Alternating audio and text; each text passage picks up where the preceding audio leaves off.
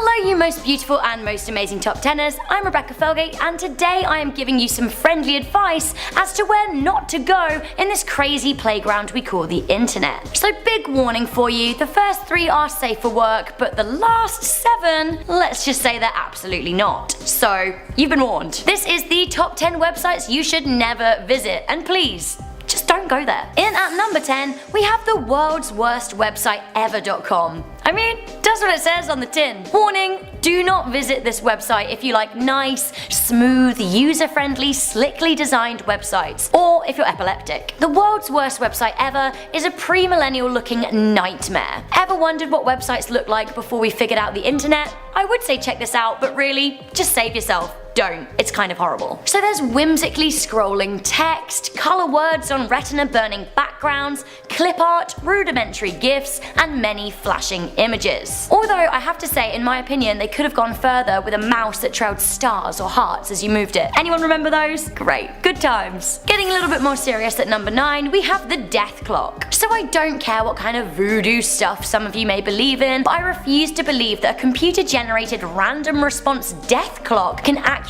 predict the date of my death. You know what? I don't even want to know the date of my death, even if it is accurate. Like, what am I actually gonna do with that information? Nonetheless, the website Death Clock claims to be able to accurately predict the date that you're going to die. Now, whilst I'm sure that the predictions are totally on point, you can choose between various options for your prediction. You can choose optimistic, sadistic, pessimistic. I would recommend not picking sadistic if you do find yourself on this website, as you really shouldn't put that kind of thing on yourself. Just don't visit it.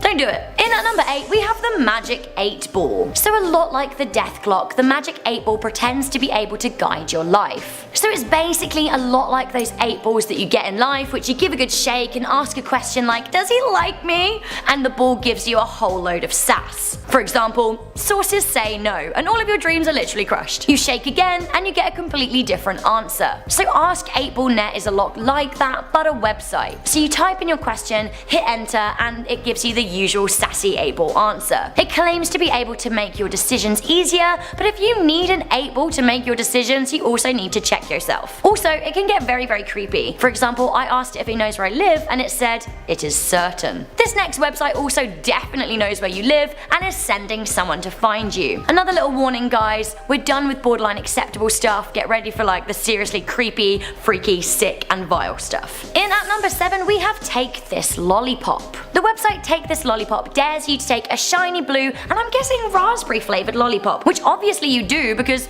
lolly. But by taking the lollipop, you share your Facebook details with the site. You're then greeted with a really creepy corridor, followed by an even creepier guy browsing your Facebook photo and messages. He's very sweaty for some reason or another, his fingers are kinda gross, and he seems to be getting a sick, tortured pleasure from creeping you. He then gets up and gets in his car, presumably to find you and creep you in real life. The video then ends with a red lollipop with a razor in it. Now the whole thing is actually a propaganda film by Jason Zarda, who wanted to warn people of the perilous results of sharing too much detail on the internet. I feel you, Jason. Oh, really gross at number 6, we have Rotten.com. So Rotten.com appeals to those with a morbid sense of curiosity. The site reads, the soft white underbelly of the net, eviscerated for all to see. Rotten.com collects images and information from many sources to present the viewer with a truly unpleasant experience. For example, you can browse pictures of dismemberment, severed hands, knife fights, disembowelment. It all gets pretty gross and categorically is not safe for work / life in general. Why would you want to look at that stuff? Does it get worse? Unfortunately, yes. In at number 5, we have RateMyPoo.com. Okay, because I have to make this video, I had to go on some of these websites to tell you that you had to not go on them, and unfortunately, this is one that I really wish I had never seen. I'm not sure I'm ever gonna forget it. RateMyPoo.com is a website where you can literally do just that. Rate other people's poos and get them to rate yours. Basically, you take a picture of it, upload it, people can give it a score of 1 out of 10, and then you can do the same with other people's. Blah. So this both scares and confuses me, but I'm concerned that I know a few people who would actually really enjoy this site. Sick, sick, sick people. Oh, speaking of sick, I really actually now want to vomit, but I won't because I bet there's a website called Rate My Vomit and I just don't want to be on it. In at number 4, we have 4chan. So 4chan is generally a much darker and more anonymous version of Reddit. It isn't illegal per se, but it does get pretty dark, and I would absolutely recommend that you steer well clear of it. On 4chan, anything goes, which is kind of the problem. You literally don't know what you're going to find. Someone may be leading a group of idiots into microwaving their new iPhones, whilst another will be posting a picture of a freshly murdered body, which is exactly what happened when a nut in Washington posted a picture of a woman he strangled in November 2015. So you don't actually need to go on there to see and do bad things. Not all 4chan users are the devil, but unfortunately the anonymity of the site has allowed for nude celebrity picture leaks, child porn, animal abuse, threats of violence and cyberbullying. I for one would not want to be associated with a site that allows that to happen. In at number 3, we have Silk Road. So to be honest, you'll probably never find yourself here, and if you did, you would have to want to find it a lot. It's actually very, very difficult to come across. Silk Road is a dark web website that allows you to buy and sell drugs, as well as, if the allegations are true, hire hitmen to kill people on your behalf. The initial Silk Road, which labelled itself as an anonymous marketplace, was created by William Albrecht and was run on Tor hidden services so users could browse anonymously. The FBI later seized the site and Silk Road 2.0 was created and then shut down again. So there is still a Silk Road, but our advice would be do not try to find it. Next up, something that you really never want to see. In at number 2, we have bluewaffle.net. Want to see a picture of an infected, gangrenous looking moist lady part? No, I thought not. Probably then don't visit bluewaffle.net. So, what is the vilest of all of the websites that you should never visit? Guess it's kind of hard to pick, but this next one really made me the saddest. In at number 1, I'm sad to say this exists,